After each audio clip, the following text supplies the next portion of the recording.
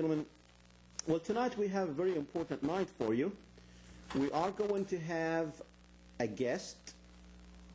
Our guest tonight is going to tell us how they are going to steal the election of 2008. He thinks they're going to very much do the same thing like they did to steal the election of 2004 and probably the 2000 before it. Our guest tonight, ladies and gentlemen, is Greg Palast. He is a BBC investigative reporter, television reporter. He wrote a few books about the election, about politics, and his latest book, as a matter of fact, he wrote with Robert F. Kennedy Jr., who is an attorney for voting rights. And as a matter of fact, Greg and Robert, they think that the Republicans are going to steal the election. Well, we're going to be joined very shortly with Greg, and he's going to tell us exactly how they are going to do it. And it's very interesting, ladies and gentlemen, at a time when mainstream media is very much saying that Barack Obama will be the next president of the United States, but of course, there can be a lot of disappointments. You know, these polls can be deceiving sometimes, and especially if Greg Palast is right, because what he thinks is that they are very much after the African Americans' votes, they are after the Hispanic votes, they are after the poor people votes, basically what it boils down to.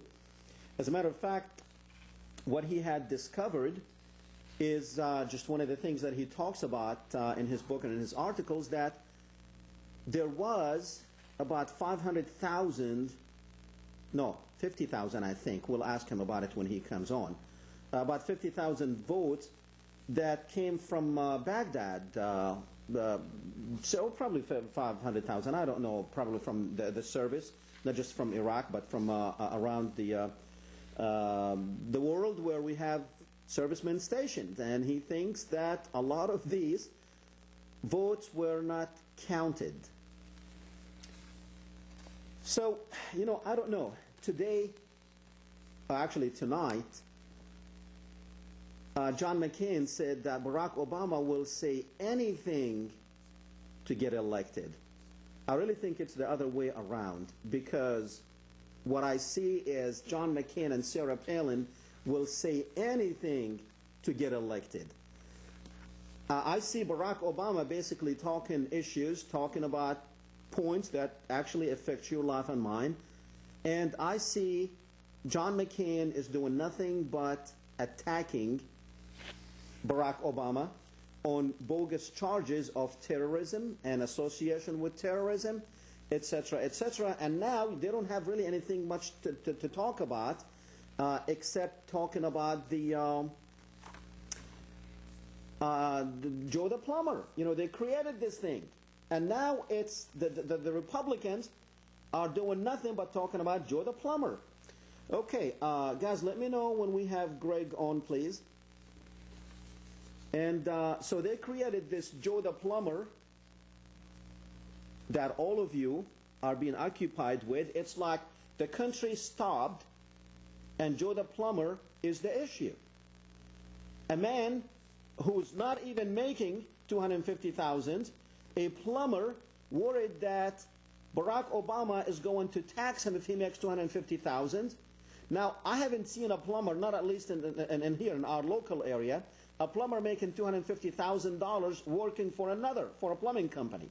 Now, I don't know, maybe you guys are paying that much in the plumbing industry, but, you know, this guy doesn't own his company, but he thinks that Barack Obama is going to tax him. You know what? If I make $250,000, tax me.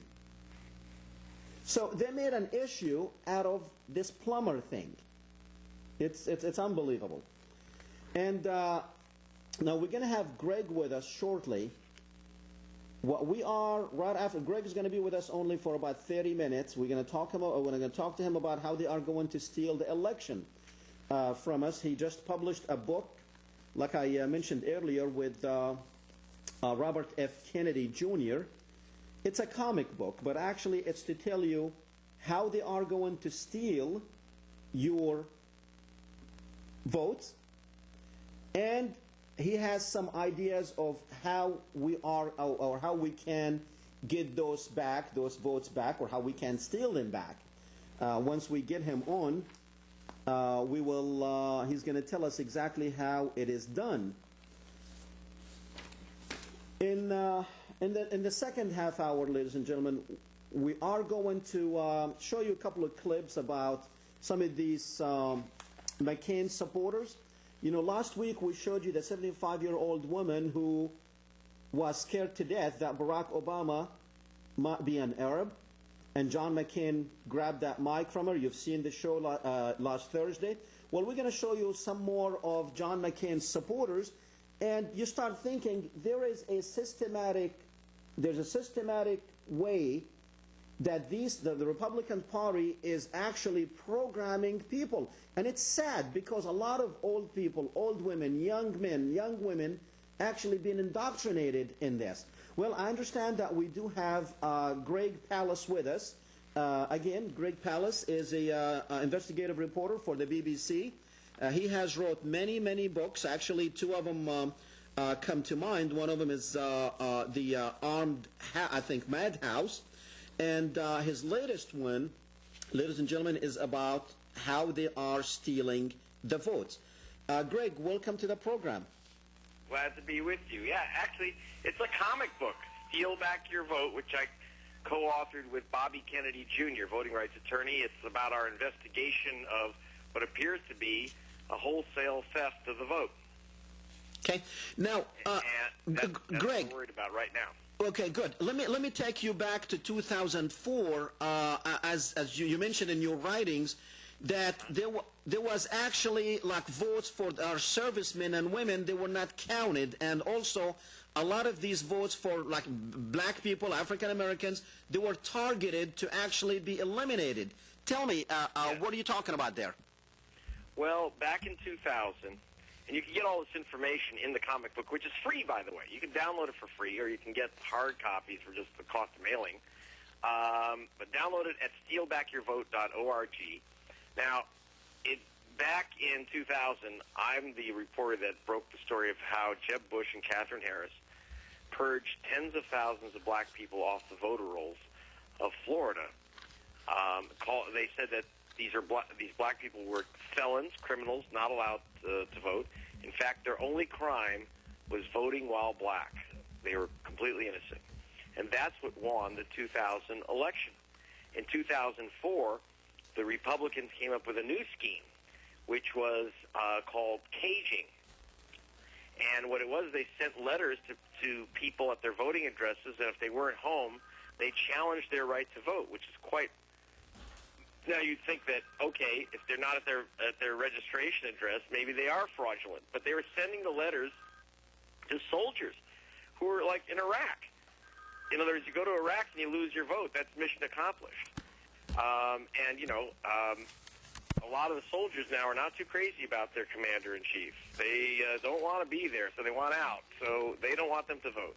They sent letters to students at African-American universities during the summer when they weren't there, and they challenged their vote.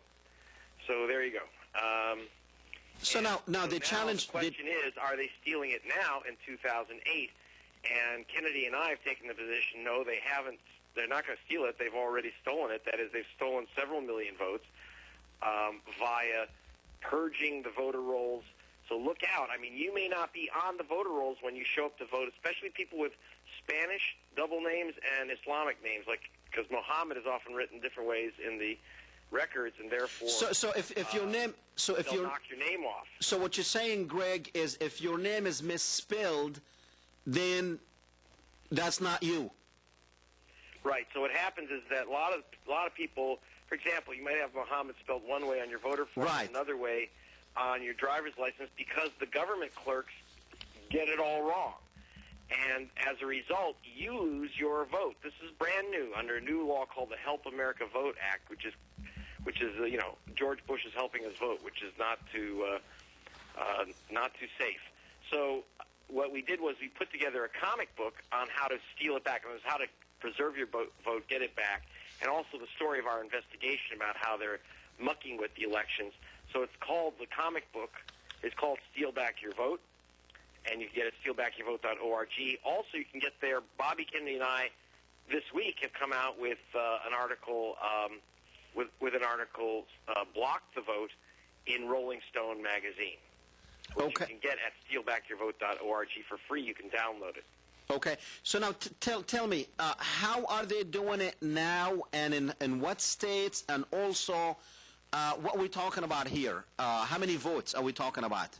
We're talking about 3 million votes, about maybe more, 3 to 6, but at least 3 million votes. In Colorado, for example, the Republican Secretary of State has removed 1 out of 5 voters' names from the voter rolls. 1 out of 5 voters' names from the voter rolls. I mean, it's absolutely astonishing. And then George Bush, her name is Danetta Davidson, appointed Danetta to be the chairwoman of the United States Elections Assistance Commission. And so you end up with, so that's where she became like the, Bush, I think, was going to call her the Purgeon General. But Karl Rove said that was a little bit too obvious. That's one of the bad jokes, by the way, from Steal Back Your Vote, the comic book.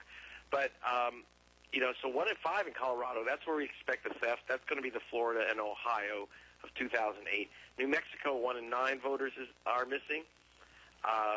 There's an attack on foreclosed voters in Ohio and Florida. Florida is going to be bad once again. Once again, Florida is where they're stealing votes left and right by not letting people. One of the new gimmicks is before you can add your name to the voter rolls, they have to verify your identity. We've never had to do that before.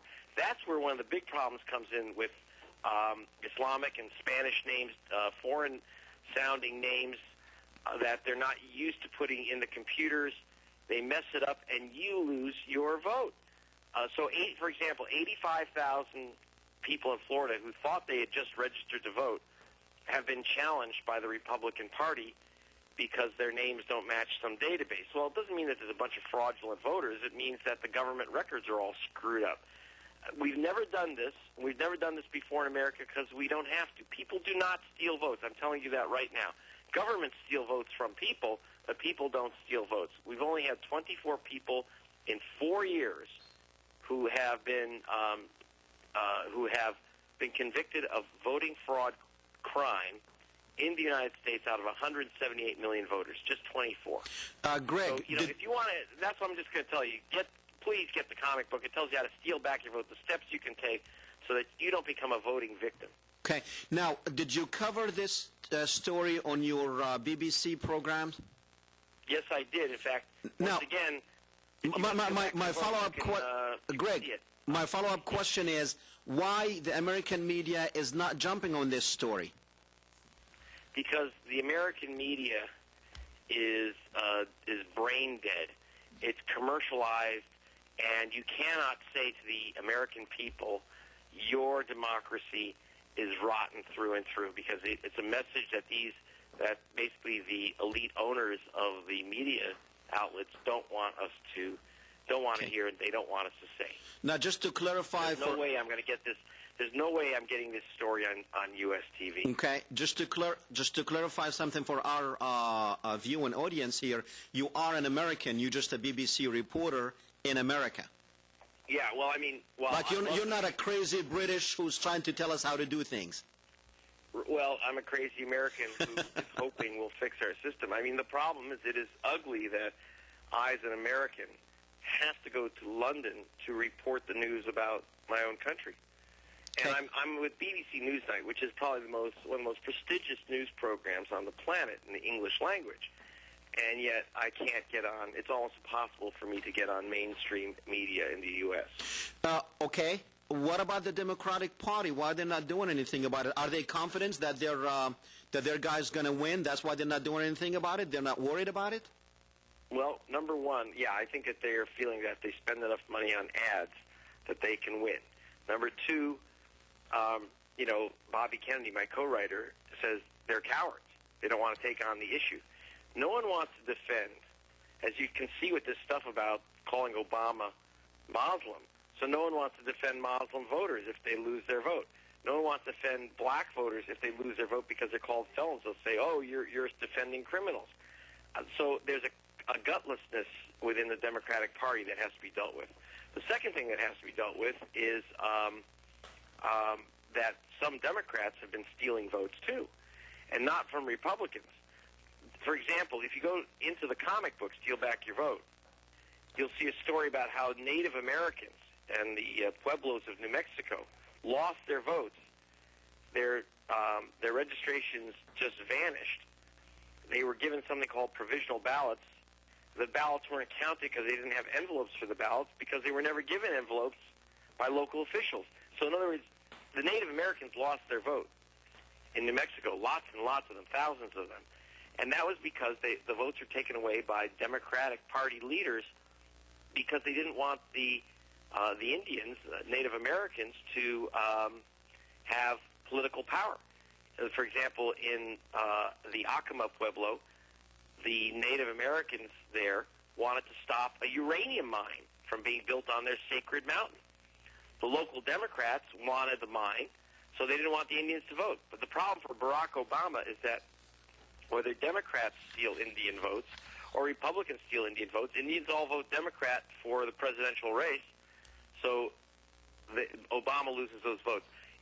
Whoever steals votes always steals it from voters of color, minority voters, poor voters, new voters, and very elderly voters. Those are the vulnerable voters. They're the ones that lose their votes, and basically they're all Democratic constituencies, so it doesn't really matter which party or who steals it.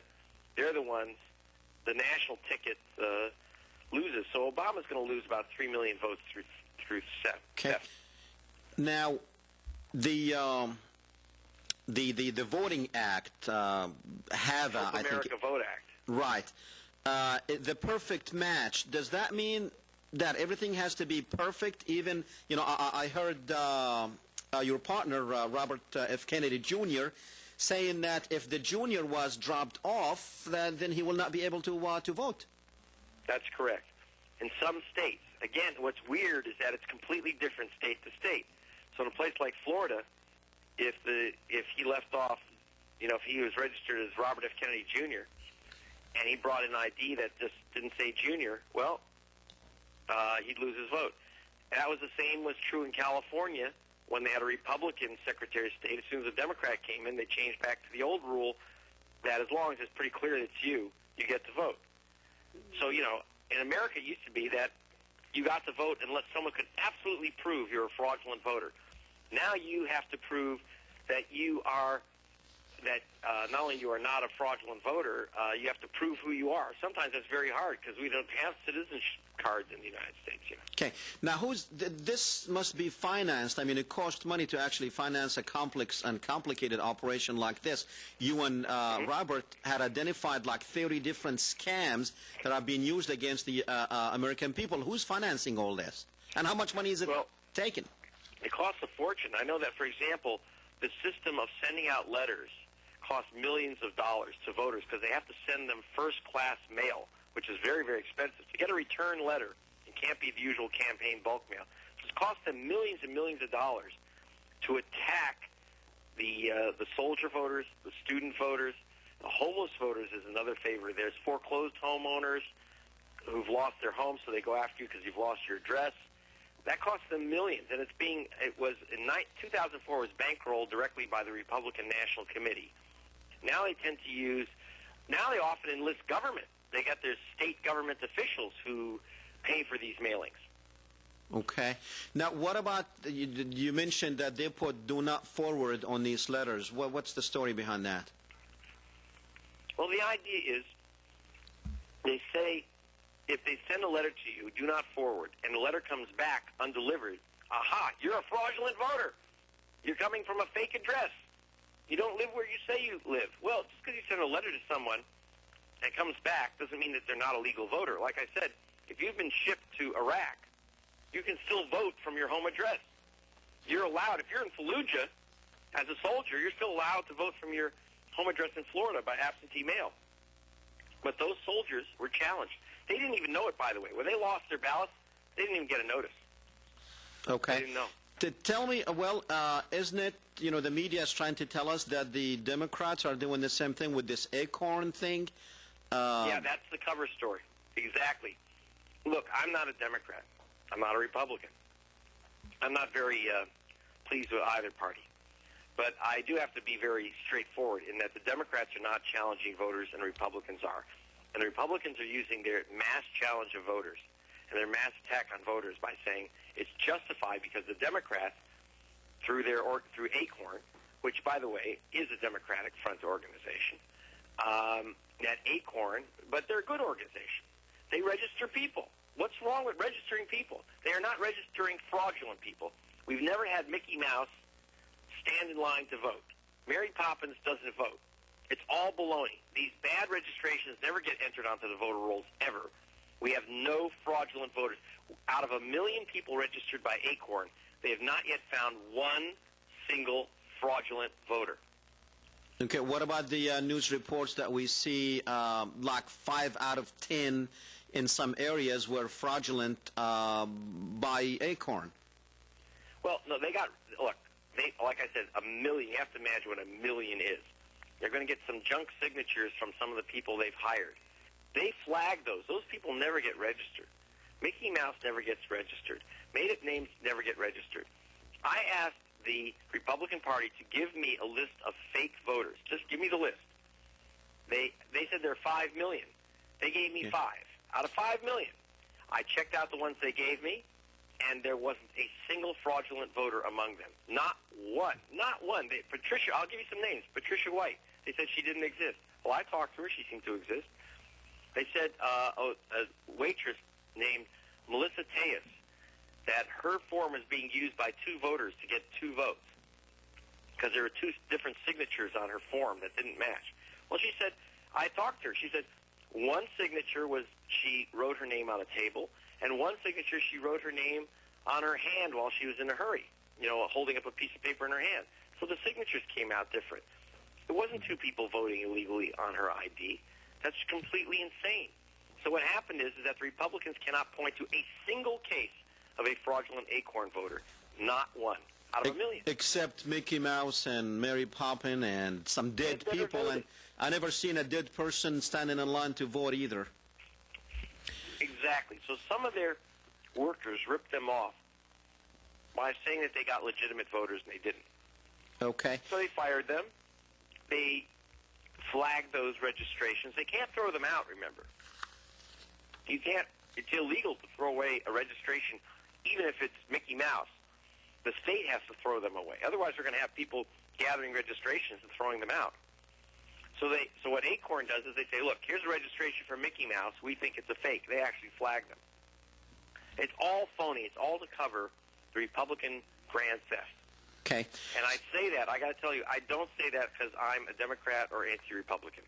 In fact, the guy who made the toughest accusation against the Republican Party is a Republican, David Iglesias, United States prosecutor, who said his party gave him lists of names and wanted him to prosecute as a government official, wanted him to prosecute and send to jail voters who they said were fraudulent. He checked them out. He checked out 100 voters. Not one was fraudulent. They wanted him to charge them with crimes anyway. And he wouldn't do it, so he got fired. So you can get that story in this issue, this current issue of Rolling Stone, or better yet, Stone Free. Go to stealbackyourvote.org, stealbackyourvote.org. Get the comic book. There's your investigation and the ways to get Steal Back Your Vote. Okay. Now, unfortunately, I've got to go to another program right now. Okay. But I got to say that I really appreciate the fact that you guys that Current is just getting out the word, and which I can't get out. Very good. The U.S. mainstream TV. Appreciate it. Thanks, Greg. Thanks for being with us. Thank you. Okay, well, ladies and gentlemen, that was Greg Palast. He is an investigative reporter. He's not just anyone making these accusations. He did make the accusations against Catherine Harris, and he was right. And, he knows what he's talking about. Now, let me tell you what, some people said about Greg, just to kind of, the Chicago Tribune. Said Greg Palast is an American investigator better known beyond our borders through BBC Television's Newsnight, is exactly what journalist is supposed to be, a truth hound, doggedly independent, undaunted by power. His stories bite. They are so relevant they threaten to alter history. Simply by letting the hoodwinked public in on the game while it's happening, which is precisely the role Americans' mainstream media have abdicated. This was from the Chicago Tribune. Asia Times said the top investigative journalist in the United States is persona non grata in his own country's media. And it is the Palast investigation team that busted the story of how Catherine Harris knocked tens of thousands of African Americans off the voter rolls, calling them felons, when their only crime was voting while black. Okay, that's what Greg Palast, BBC reporter, television reporter, Newsnight. This is not someone on AOC. This is on BBC, one of the most prestigious news agencies in the world, as a matter of fact. And other people, you know, it's a comic book. What he wrote, it's a comic book. Steal Back Your Vote is a comic book. And, you know, but you can go and check out his name and see what he has to say. Download it. It's available. You can get it for free. You can buy the book. It's a comic book. If you like comics, it would be an excellent thing to have.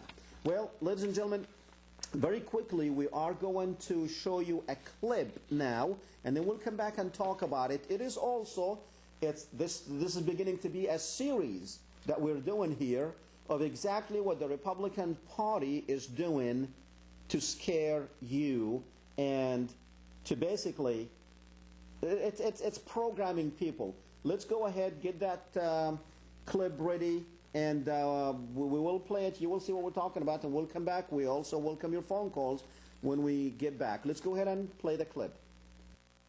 And one thing we don't need is another lawyer in Washington, and that's Barack Obama. He's a lawyer. I think you're stupid. Why, sir? Because that guy gets elected, he hangs around with terrorists. Who's the terrorist? Obama. Obama's a terrorist, don't you know that? Obama's a Muslim. He's a terrorist himself. Do you really believe that, sir? Do you really believe that? You believe that Senator Obama is a terrorist? I believe he supports terrorism. Here it is! Love it! Commie faggots! Commie faggot! A terrorist. Go home! Go get a job! Go get a job! Go get a job! Get a job! Job! Get a job! Get a job! Guys, get to work. Get a job. Well, why aren't you at work? Socialism, communism. Go to Russia. Go to Russia. Socialist swine. You're gonna go to Russia? Pay for it. Screw Obama. Boo! Fight down, boys. Die. European socialists. You're a terrorist. You think they Bill Ayers, you scumbag. You think they should die, sir? You think they should die? Everyone dies, don't they? And then you kill babies. 50 million babies killed from abortion. He can't protect the most innocent. He can't protect us. Hillary voted to have women pay for their own rape kits. My friends shouldn't have to pay for their own rape kits. How do you feel about that? She should die. Rape kiss. Rape kits. Make sure they're not paid for. That's horrible. Women can afford health care because of that.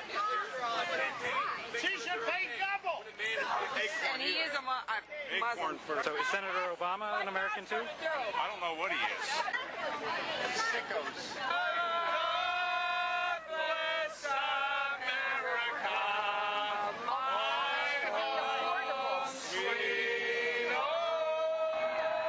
small town in the swing state of Ohio is where Sarah Palin addresses some of her core supporters.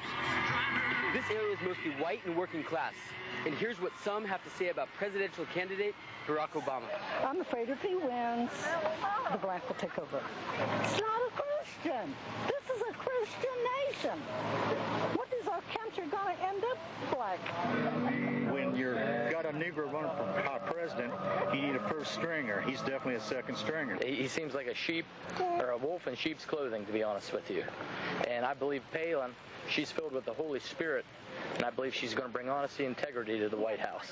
He's related to a known terrorist, for one. He is friends with the terrorists of this country. He must support terrorists. You know, if it walks like a duck and quacks like a duck, it must be a duck. And that, to me, is Obama. Just the whole the Muslim thing and everything. I mean, everybody's still kind of, a lot of people have forgotten about 9/11, but I don't know. It's just kind of a little unnerving. Obama and his wife, I'm concerned that they could be anti-white, that he might hide that. I don't like the fact that he thinks us white people are trash, because we're not. General Senator McCain, you have met twice at least with Barack Obama. Are you prepared to make a public declaration of which of these two candidates that you're prepared to support?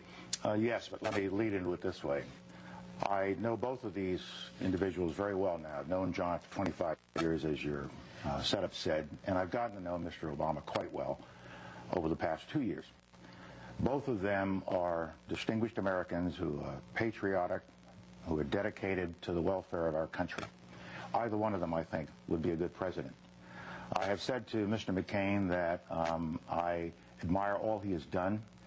I have some concerns about the direction that the party has taken in recent years. It has moved more to the right than I would like to see it, but that's a choice the party makes. And I've said to Mr. Obama, you have to pass a test of, do you have enough experience, and do you bring the judgment to the table that would give us confidence that you would be a good president? And I've watched them over the past 2 years, frankly, and I've had this conversation with them. I have especially watched over the last 6 or 7 weeks as both of them have really taken a final exam with respect to this economic crisis that we are in and coming out of the conventions.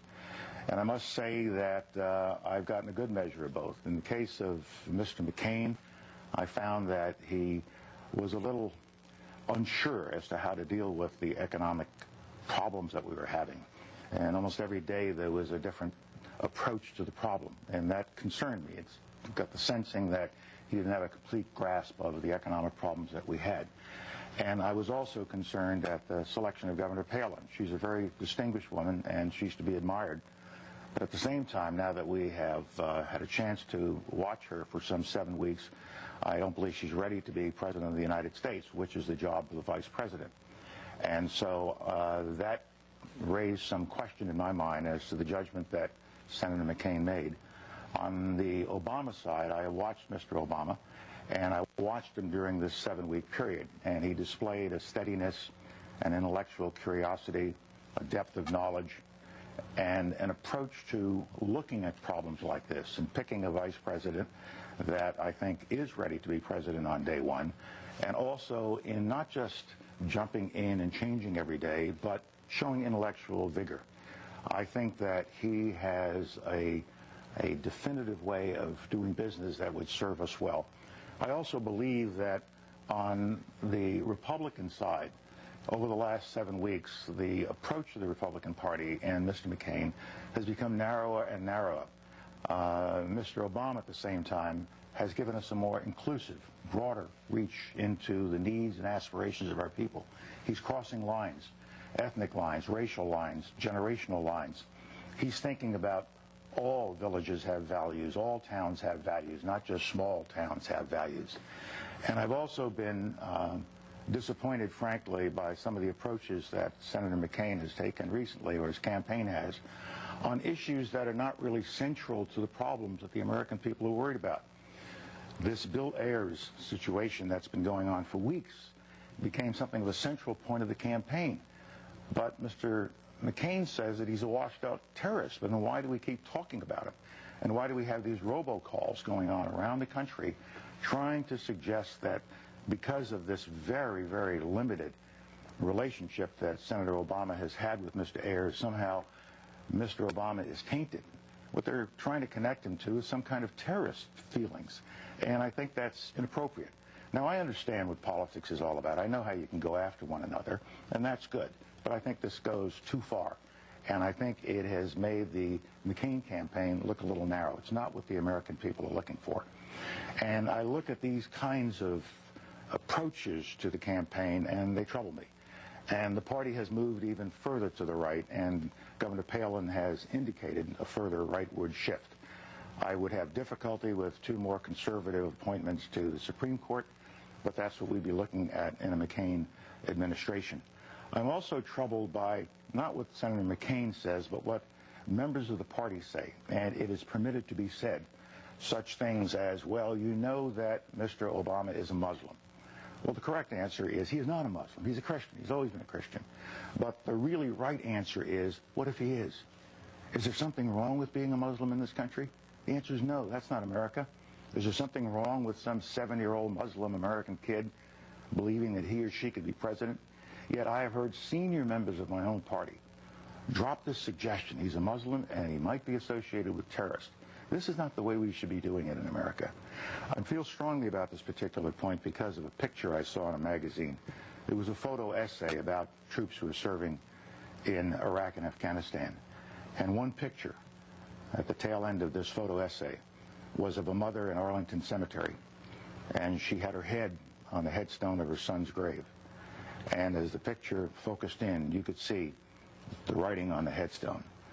And it gave his awards, Purple Heart, Bronze Star, showed that he died in Iraq, gave his date of birth, his date of death. He was 20 years old. And then at the very top of the headstone, it didn't have a Christian cross. It didn't have a Star of David. It had a crescent and a star of the Islamic faith. And his name was Kareem Rashad Sultan Khan. And he was an American. He was born in New Jersey. He was 14 years old at the time of 9/11. And he waited until he can go serve his country, and he gave his life. Now, we have got to stop polarizing ourselves in this way. And John McCain is as non-discriminatory as anyone I know. But I'm troubled about the fact that within the party, we have these kinds of expressions. So when I look at all of this, and I think back to my Army career, we've got 2 individuals. Either one of them could be a good president. But which is the president that we need now? Which is the individual that serves the needs of the nation for the next period of time? And I come to the conclusion that because of his ability to inspire, because of the inclusive nature of his campaign, because he is reaching out all across America, because of who he is and his rhetorical abilities, and we have to take that into account, as well as his substance. He has both style and substance. He has met the standard of being a successful president, being an exceptional president. I think he is a transformational figure. He is a new generation coming into the world, onto the world stage, onto the American stage, and for that reason, I'll be voting for Senator Barack Obama. Will you be campaigning for him as well? I don't plan to. 2 weeks left. Let them go at each other in the finest tradition. Well, ladies and gentlemen, we'll come back, and you know, what we're going to tell this mother who lost her 20-year-old son, that you are Muslim, he's a Muslim, you're a terrorist.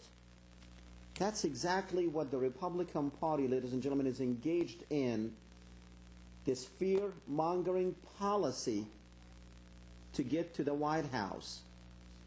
Do not cross these lines. Don't get to the White House by dividing this country, by lying and programming your supporters. You heard his supporters. What do you think all these people having the same ideas? How many times did you hear McCain supporters calling Obama a terrorist? A Negro? Second stringer? As if somebody's going to be holding a string attached to him? Come here, boy. Is that what it's going to be? White trash? When did Obama call white people white trash? When did he say that? He's a known terrorist? He's a terrorist, you know? Don't you know that? These are grown men and women. And how many times they told Obama supporters, or I guess those people who are protesting, whatever was going on at that time, get a job, as if Obama supporters are these homeless, unemployed, drunk, hanging out on the side of the streets, living on welfare. Get a job, get a job. How many times you heard them saying get a job? The Republican Party don't have any issues to talk about, ladies and gentlemen, because they cannot talk about issues. What are they going to do? Talk about Iraq, that they screwed up big time? Talk about the economy, that they bankrupted the economy? Talk about your paycheck? Shame on them. Shame on them, bringing up, the only story they can bring up for the last 2 weeks is Joe the plumber. Get a life, get a job. That's the only thing they're talking about? Is Joe the plumber. And then Sarah Palin, just this week, when she said that she likes to go to rural America, to small towns, pro-America, as if big cities are anti-America. Is that where pro-America is? And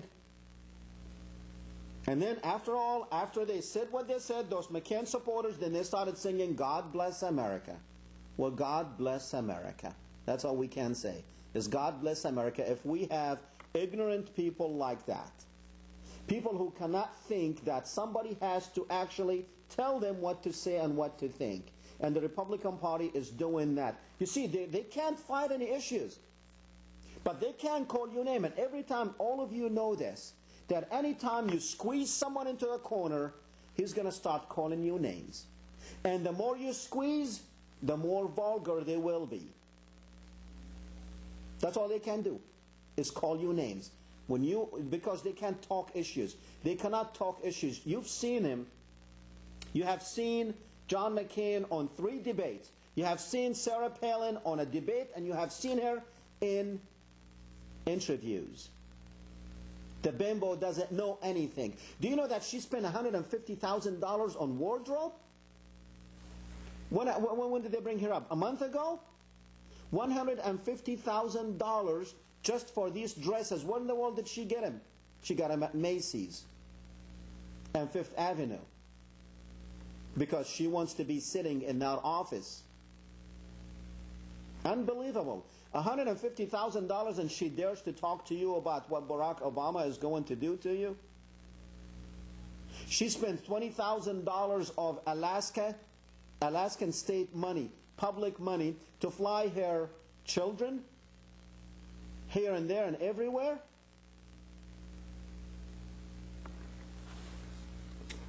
Come on. What do you think? And one of them said, you know, he's black. How can we have a black person? This is a Christian country. We need to have a Christian in the White House. We can't have a black in the White House.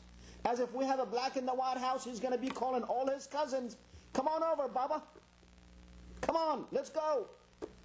Oh, Muhammad Ali. Yeah, you become the defense secretary. You're a fighter. Barack, he hasn't fought in many years. His fighting days are over. Oh, well, our fighting days are over too. He'll be okay. Okay? Jesse Jackson. No, Jesse Jackson threatened that he was going to tear you-know-what out of me. So, well, we'll be a Supreme Court. Okay, go to, what's his name, the chief there, and tell him I sent you. Mike Tyson? Nah, he's a thug. He won't be able to do. He's stupid. He can't do anything.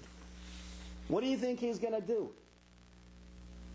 Or you think, like the Israeli newspaper, that as soon as Barack Obama became the star of the Democratic Party, they had a caricature where the White House is being painted black. It's the black house.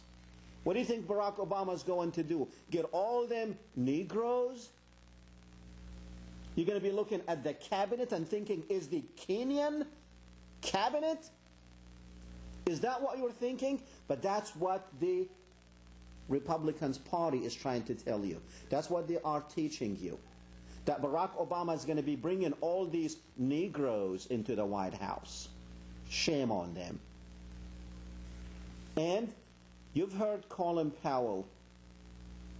That is, ladies and gentlemen, Colin Powell is a man of integrity. He left his job when he figured out that they messed him up. Remember when he went to the United Nations with George Tenet sitting behind him, and he showed the world the weapons of mass destruction, the mobile units?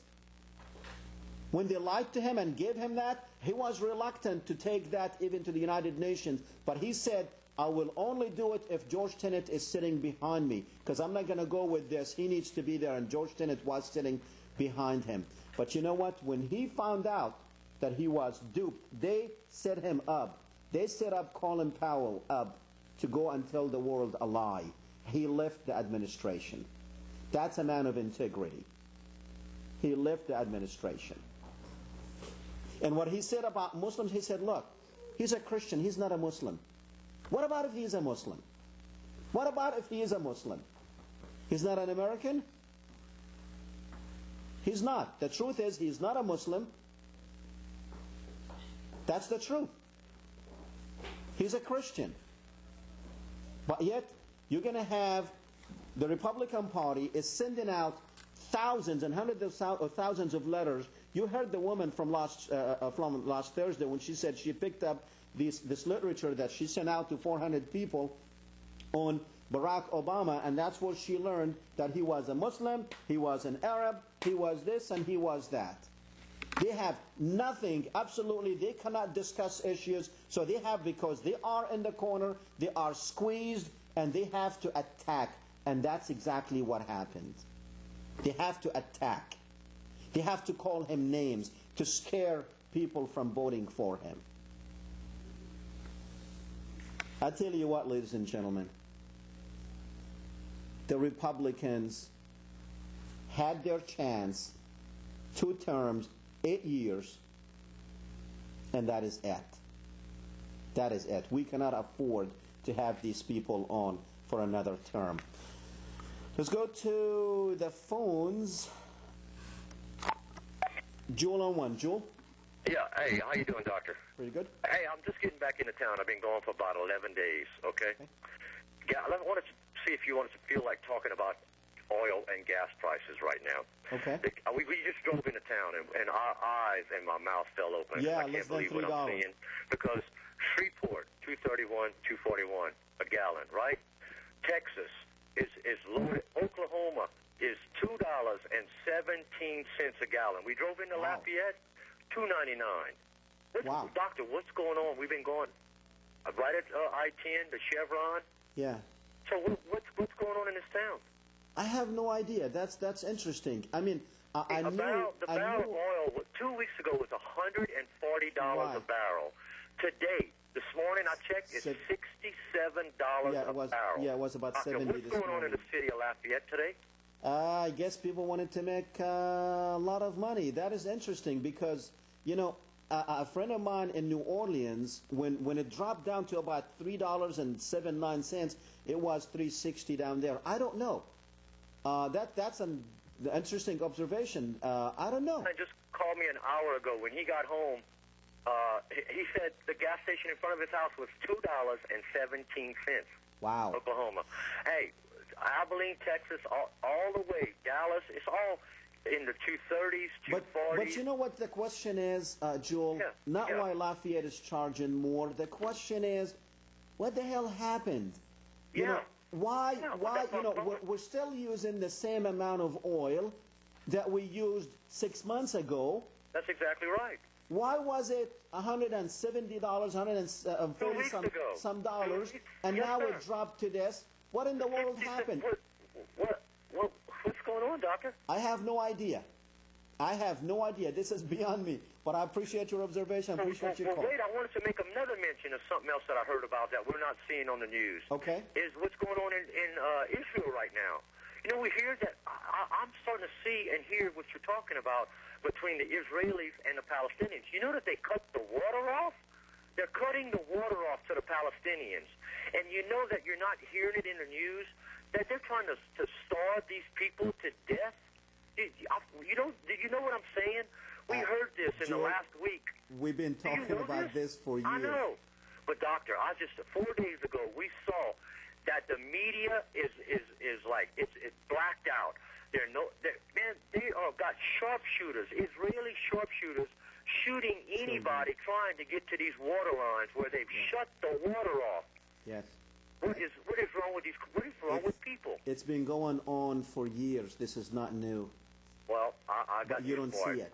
I just heard about it and saw it with my own eyes 4 days ago, and I just couldn't wait to get back here to talk to you about it. All right. And then the gas and the oil prices, Doc. What is going on? I have no idea. I really have no idea. Thank you, sir. Thanks, appreciate it. You know, at first, we thought we understood this. It was the speculators. It was this. And then all of a sudden, it's not that we're not using. You see, the way they told us before that, it's supply and demand. Yeah, supply and demand. I haven't seen any cars parked on the side of the road or in driveways. We're still driving. Sure, I changed my habits a little bit. I mean, it's not like we were, I remember during college days, we used to get in the car, when it was like 80 cents a gallon, and just drive around Friday night, Saturday night, just drive around all night. But I don't think we do it now because the gas is expensive. But you know what? Going down from 140 in about 6 weeks or something to 67. As a matter of fact, some countries have stopped production because I guess they want to get this supply a little bit low so the speculators come back on. You know why they did it? Probably they did it so they can say, Bush can do it, McCain is going to continue with it. And when Obama is elected, it's going to go back up to $160 a gallon. Now you get it? I don't know. But that's really, it's an interesting thing. Why Shreveport and other cities that much different? I mean, I can understand 10, 15 cents difference a gallon. But what Joel is reporting is like $2 and I forgot what he said, 17 cents or something? 34 cents? And we're paying like, what, 50, 60 cents a gallon more? I guess it pays off to go to Shreveport, fill up, and come back. You might still have enough gas to last you. I don't know. Don't do it. I'm just joking. But ladies and gentlemen, we're going to continue this. We have probably, another show or two before the election. And I just feel sorry for McCain's supporters. I feel sorry for people who are spewing this hate. Today, just today, McCain said that Obama will say anything to win. I think he was talking about himself and talking about the Republican Party. Before I leave tonight, we only have like a minute left. I want to say something about a priest who sent out a letter. I forgot the letter in my office. I will bring it with me next week. A local priest here, and I forgot the name of the church. I will also bring it with me. Talking about jumping on this train, talking about that the Muslims are on the move.